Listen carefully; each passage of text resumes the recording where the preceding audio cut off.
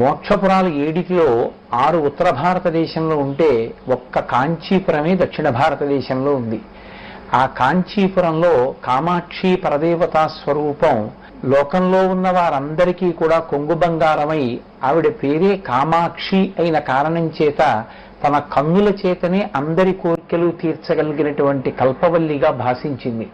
ఆ తల్లి గురించి చెప్తూ సచామర రమావాణి సవ్యదక్షిణ సేవిత, ఎడంచేతి వైపు లక్ష్మీదేవి ఉండి వింజామర వేస్తే కుడి చేతి వైపు సరస్వతీదేవి ఉండి వింజామర వేస్తుంది. కామాక్షి పరదేవతా స్వరూపం యొక్క పాదముల దగ్గర తల వంచి నమస్కరించినటువంటి వారికి సరస్వతీ కటాక్షమో లక్ష్మీ కటాక్షమో ఏదో ఒకటి సంభవమై ఆ అమ్మ యొక్క అనురాగపు దృక్కుల చేత వారు కోరినటువంటి కోర్కెలు తీరుతాయి. ఆమెయే కామకోటి. కామకోటి అంటే కామము అంటే కోర్కె, కోటి అంటే హద్దు.